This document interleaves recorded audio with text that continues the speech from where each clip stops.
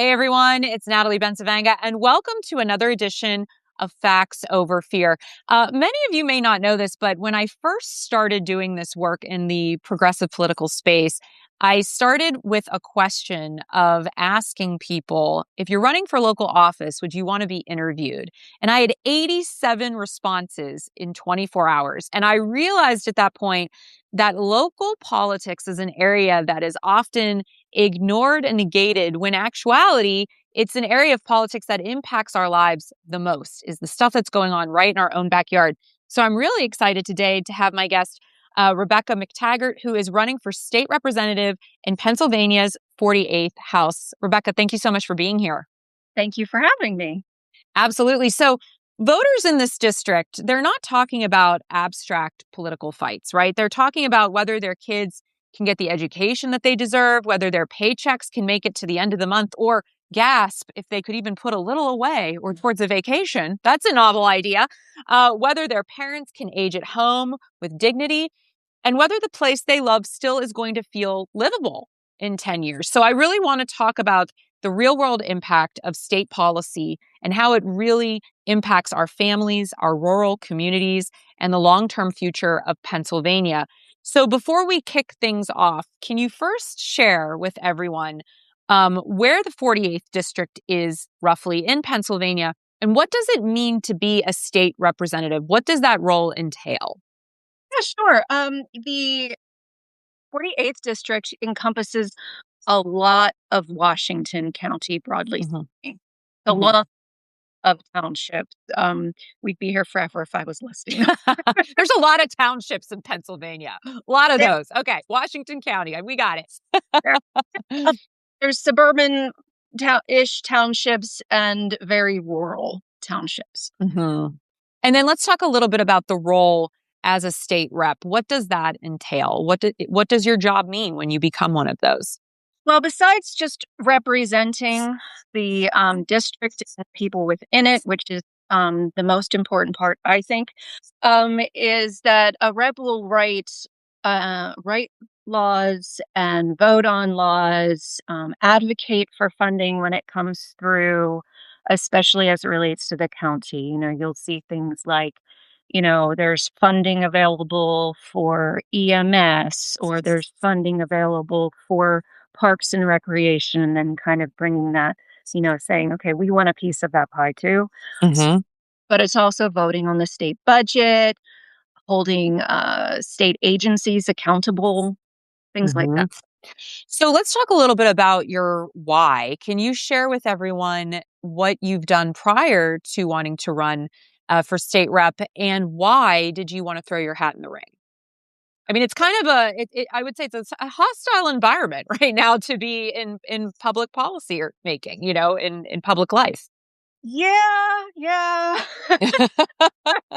It pretty much is. Um, I started out in the, public policy realm as a disability advocate. Mhm. Prior to that, I was a paraprofessional, behavioral health technician, um, and really advocated day in and day out, one on one, for kids and families who have disabilities. And then my son had an injury. He had a spinal cord injury, and it became Mm. a whole nother animal. And was forced to learn so much more. And I really got to see firsthand what my clients and their families went through on a daily Mhm. basis, and how very difficult it is to navigate the system. I ended up being a lobbyist for the disability community for a time. And now I work, as part of what I do is I work with the broader community. I'm a person-centered counselor. So Mhm. I work with the broader community who, they're just trying to do the right things. They're trying to navigate the systems that are supposed to help them be successful and independent. Mhm. Problem is they're not getting anywhere even when they're doing all the right things. Mm. That's what I want to change. We are not moving fast enough. We are we are forced to act on the defense instead of working on the offense. Mhm. And we are using the same old tired formulas that just aren't getting us anywhere. And I'm also seeing that communities are being forgotten. We're looking at it as through some of these issues through rose-colored lenses. Yeah. And it's time to take those lenses off and live in reality. It really is. So Yeah. let's talk a little bit about reality and some of the issues. When I was looking up some of the things that you're really focused on, I wanted to get your thoughts on this. So let's talk first on school funding and rural inequity. Pennsylvania's school funding system has really been ruled unconstitutional. Yet many rural districts still are lacking the resources needed to help students succeed. How would you help to ensure students in underfunded rural communities get equitable access to special education, to supportive services, without forcing families to drive to 2 hours away to cities like Pittsburgh just to access basic educational supports? What are your thoughts on that? Yeah, I mean, I have an old client of mine who's currently doing that. Yeah. Mm-hmm. She's in a rural school district, and she drives an hour into the city with her son, and just so he can get those services and supports, so he can get the education he deserves. I think once again, you need to meet them where they are. You need Yeah. to evaluate what their needs are, who's in their, who encompasses their district, with the understanding that that ebbs and flows year in Yeah. and out, and be prepared. Have funding set aside for those ebbs and flows, and not just, use it willy nilly. And Mm-hmm. the problem with a lot of these underfunded schools is they have to choose between, their infrastructure, Mm-hmm. old, or the kids. Yeah. And the teachers have their, get fingers pointed at them, or told, excuse me, that they're failing the kids. Mm-hmm. It's a complex way to fund the school system right now. That is going to be something that I will, again, you go out to the community, you talk to the community leaders, but you talk to boots on the ground advocacy, talking to the families. And then you go back, and again, it's coalition building, right? Yeah. I don't think there's one clean solution here for the funding Uh-huh. right now. I think it's going to take a while to figure it out because it's very complex. Mm. So when we're talking about specific investments, would you prioritize what would you prioritize, excuse me, to close the gap between property wealthy districts and rural communities that simply just can't raise enough locally? What are solutions? Because that always seems to just be such a huge hurdle. Is where you live determines the education that you get. And personally, I think that's BS, So, but I'm curious, how would you approach that issue? Well, the truth of the matter is a lot of the richer school districts are just that, because and get more because their families can invest more. Mm-hmm. You'll find that the PTAs are probably a little bit more robust Mm-hmm. than others, because they can be. Yeah. The money's there. So there has to be some kind of I believe in studies. I think sometimes the studies go too long. But I think a study needs to be done about how to do that properly. Yeah. I I mean, think that's a good place to start. yeah. So let's talk a little bit about minimum wage and economic mobility. If you're just Mm. joining me, I'm Natalie Bencavanga. I'm chatting with Rebecca MacTaggart, who is running for state representative in Pennsylvania's 48th district, which is Washington County in that region. So we were just talking about school funding and rural inequity, and now we're moving on to talk about minimum wage and economic mobility. If you have any questions, please feel free to put them in the chat. I just ask that we always remain respectful of one another. Pennsylvania's minimum wage honestly is embarrassing. Okay. It's a starvation wage, Mhm. 7.25 an hour. It's been that way since 2009. If you actually gave someone $7 and a quarter and said, now work for me for an hour, they would laugh at you, right? In real life. I mean, sometimes I think we hear these numbers, but it's like, if you think about what that is, that's the same price as a latte these days. So do you Oh, one. support right. Exactly. Small one. Exactly. So before you tip. So, do you support raising the minimum wage? And what do you think the minimum wage should be raised to? Because Governor Shapiro has been very adamant about $15 an hour. A lot of people are saying that's just not enough. That would have worked 10 years ago too. So I'm curious, at what point do we really start saying more adamantly, hey, this needs to change? And who's really been holding that process back? Who's been holding us back are as the side of the argument that is saying, I'm too worried about high school students understanding the value of a dollar more than whether or not single mother can get off of the government benefits that they don't fund it in the first place. That's the problem. And again, it's this same old formula over Right. and I think that if we are too aggressive too fast, that it's going to flip everything Mm-hmm. over in a bad way. Mm-hmm. I do believe in the more conservative approach of 15 as Mm-hmm. a start. Mm-hmm. It can't be another 5 or more plus years before it gets raised again. Um, but yes, I believe in the more conservative approach as the governor suggests. I really do. You know, I was thinking about this the other day about the high school issue. When I was at BHT, my daughter worked at McDonald's as a 17-year-old, Mm-hmm. and she made more than me. So I think the high school students will be just fine. That tells you everything you need to know right there, like whose labor is valued and at what cost to the communities. And so when we're talking about um, the minimum wage, and you started touching on a talking point I wanted to dig into. Some lawmakers argue that raising the wage will hurt small businesses, and as we know, because other states have a higher minimum wage just around Pennsylvania, we're actually losing people and losing workers. So that certainly doesn't help small businesses attract people to work for them or business in general. But others argue that failing to raise the wage is keeping workers dependent on public benefits. And like you said, the GOP doesn't want to really have those benefits on tap either. Benefits that critics also claim cost taxpayers too much. So it's like no matter what, somebody has to pay for something, but nobody wants to pay for anything. So which side of this equation do you believe is more harmful? Keeping the wages stagnant and then having people relying on public assistance, or this idea that we shouldn't have public assistance and people just need to work harder?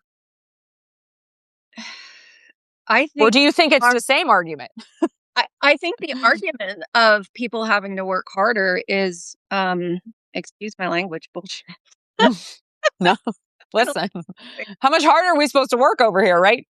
You know, the families that I help every day, they work hard. Like I said, they're Yeah. checking all the boxes and they can't get ahead. Uh-huh. Uh-huh. With the minimum wage, it again, another complex, nuanced problem. Okay. If we raise the minimum wage, but we don't look at the reimbursement rates, for example, for home care workers, Uh-huh. um, then we hurt home care workers, especially the ones that are paid through a self-directed model, which means that it comes from the people with disabilities or the aging population that hires them, Uh-huh. or it comes or the agency model, right?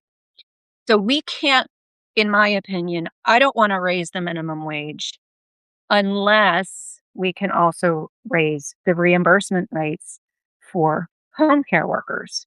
We Uh-huh. have to look at it that lens. It's not only one problem. We have to Uh-huh. make sure that we are looking at it full circle because so many things in life, if you fix one thing, then this thing happens and then this thing happens and everything falls apart like dominoes. So I think we need to start looking at it through with a different perspective. When we're making these changes, making sure that we're saying it's going to impact A, B, and C if we do this. Well, how can we make it so it doesn't? Right. And I think that's the part of the equation that's missing. Uh-huh. Uh-huh. So what I'm hearing is you're for raising the minimum wage to $15 an hour as a start, and Mhm. you are also for looking at other solutions because this isn't just a one note problem, It's not. It right? can't. Nothing is, and we Right. keep treating things as if they are a one note problem. What do you think then of universal paid leave? So here in Pennsylvania, we're very close to getting the Family Care Act over the finish line. And there does seem to be some holdup with leadership not really wanting to move it across that line. But how do you feel about paid family leave? And would you support that initiative if you were in the state house? I do. I do. As a mother who would have benefited from that, when my son was injured, I quit my job. Mm-hmm. Mm, I mm. I had 2, and I quit because I wanted to be home with him. Sure. Um, when my daughter was little, she had an appendicitis and at birth, Mm, and she was in the hospital for quite some time, and then she was home with a PICC line, and she was in 3rd grade. And they're like, "Just send her back to school, and you can go back to work." And I was mm. like, "That's not happening. I took FMLA, but you don't get paid for FMLA." That's right. Um, and I think you would probably keep more people in the workforce if you would do that. That's true. There I have been studies on that. Your instincts are correct. well, I'm not I've been on the, meetings about the Family Care Act with Mhm. Doctor and, a few others throughout the state, and I was in the beginnings of that, and then I took the job that I'm on now, and I was not able to continue that work. Mhm. Yeah, I'm a true believer in the Family Care Act. Yeah, and I think to your point, there is a lot of interconnectedness around the minimum wage and also having flexibility of being able to take time off to care for a sick family member or a situation that requires you not to be able to work for a while. Like you said, all of these things are connected. Let's talk about energy and the cost of living because this has become a huge issue, especially with the boom in the data centers and electricity costs. According to the Pennsylvania Independent Fiscal Office, electricity rates have risen roughly 46%. That's huge since 2018. When you look at how we're building out energy policies, what are your concerns around consumer protections? And are you more worried that we're protecting major industry players instead at this point? Oh, we're definitely protecting major industry players. Mhm. Um, I'll give you an example. A friend of mine 5 years ago decided to get solar panels on his house. Mhm. Since then, it has not only paid for itself, but his electricity bill hasn't gone up, while, like you said, 46% since 2018 have Mhm. skyrocketed. That tells me that there are other ways we can do this. But I really do think that, not to get snarky, but thinking more of our donors Yeah.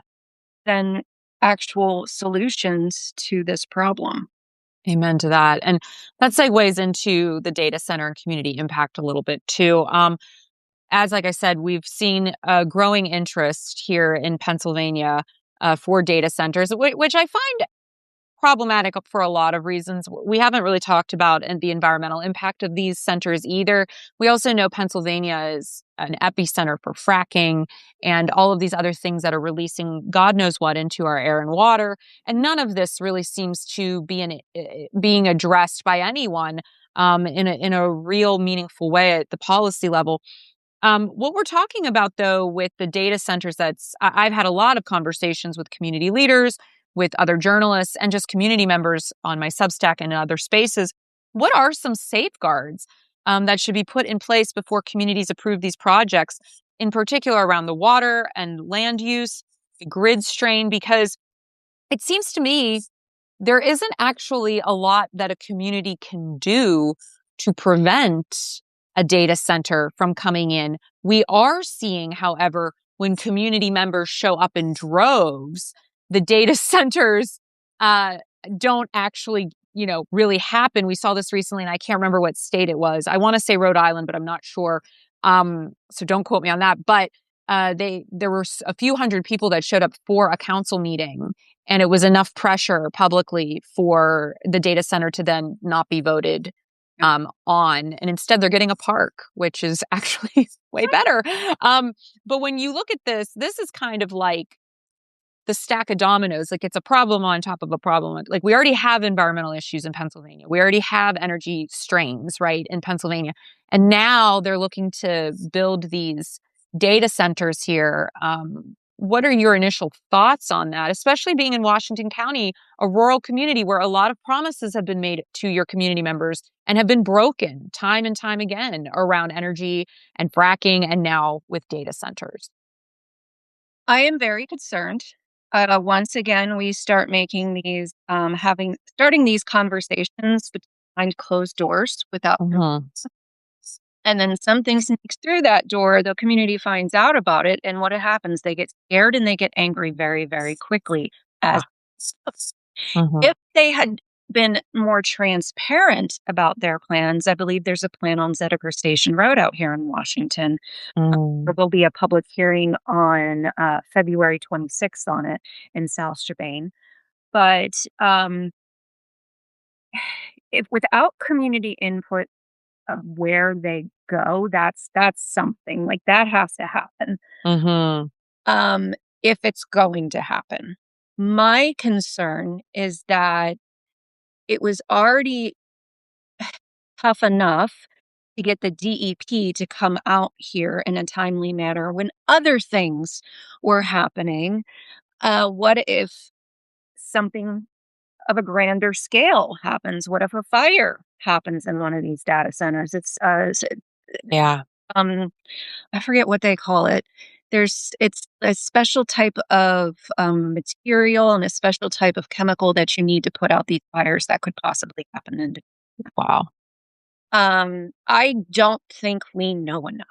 Mhm. And I know Senator Katie Muth has proposed a 3-year moratorium on them. Mhm. I am a big proponent on. I understand that Senator Cameron Bartoletta wants to put her, you know, pedal to the metal and just get it done, and Mm. what she thinks is bringing money in. Mm. The problem is there's no growth of workforce really to be had. No. It's quick. You might have like a increase in workforce production, but then as soon as it's built, Yeah. And I think this is a song and dance we've heard before, because we heard this with fracking too. It was going to bring all these lasting jobs. It was going to bring good jobs. And that never materialized into much either. I wanted to segue as we wrap up. I have two more topics I want to touch on. The first being, data centers aren't the only things being forced upon here in Pennsylvania. ICE detention centers are also now a huge issue of contention around communities here in Pittsburgh and in Washington County and Philadelphia, everywhere, right? This is a huge conversation. Governor Josh Shapiro has been very clear. He doesn't want them built here. How do you feel about what ICE is doing to our community members? And are you concerned about detention centers being built here? What would you like to see happen at a policy level to either curb, or if you're in favor of them, encourage them? uh, I'm going to be blunt. I want Mhm. ICE abolished. Uh-huh. That's what I'm fighting for. I don't want them here. I don't like anybody. Um, we have a very for Little Washington. I mean, for Washington County, we have a very different multicultural county, and I don't trust them. Yeah. I I everything I could possibly do in my power to build coalitions and fight this. I They need to be abolished. Short and sweet. period. Period, everybody. Yeah. As we wrap this up, I want to talk about, the fact that we're spending all this money to build these detention centers, and we're cutting Medicaid in the process. We're closing rural hospitals. We're making it harder for people to access care. And these proposed Medicaid cuts, and the ones that have already transpired, they really threaten a home and community-based services. And I know this is an issue we've touched on and that's close to you, that allows seniors and people with disabilities to live independently. How do you feel around what's happening with Medicaid. How could you at the state level work to protect services that would have been funded but are now on the chopping block?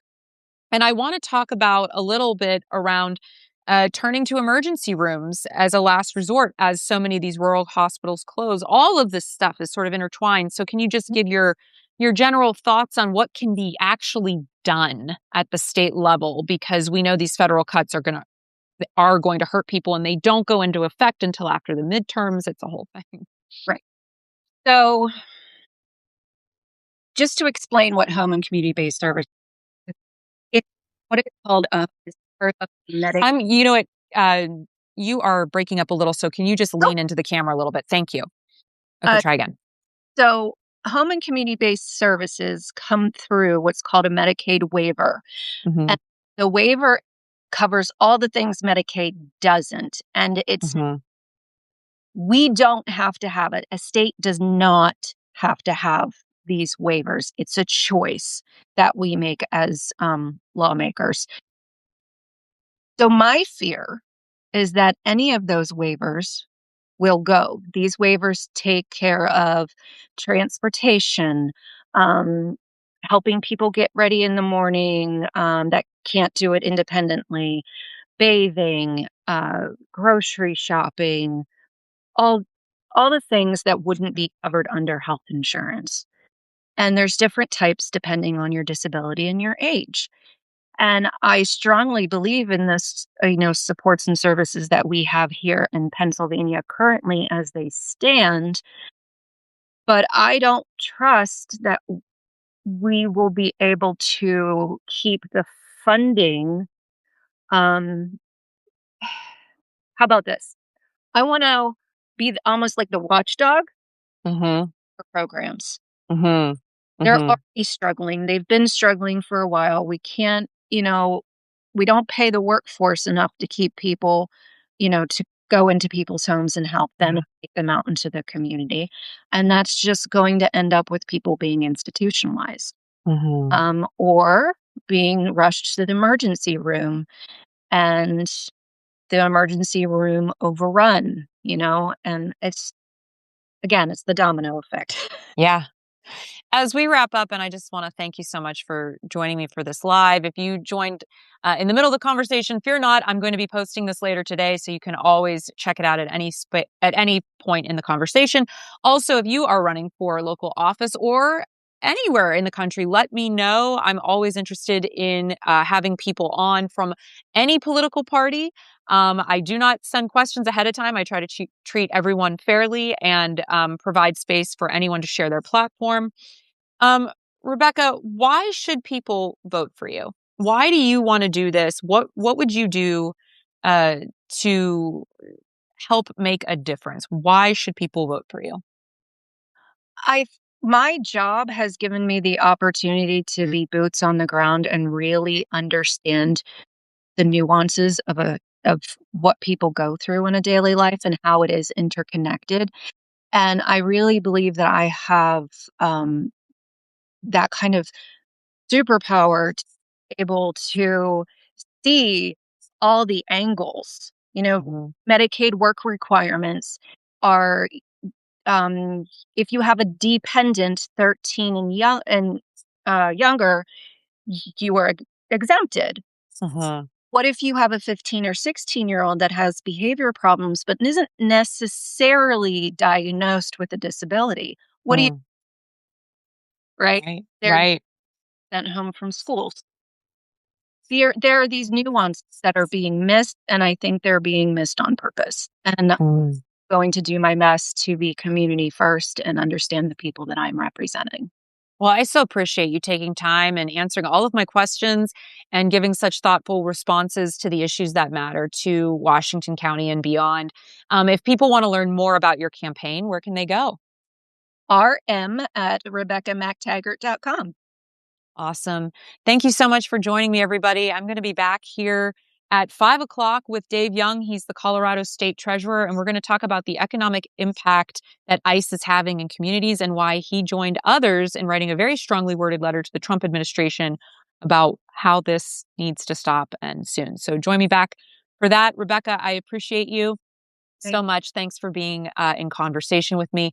And thanks everyone for tuning in. As always, until next time, take care of yourselves and each other. Have a great rest of your day. Bye, everybody. Bye-bye.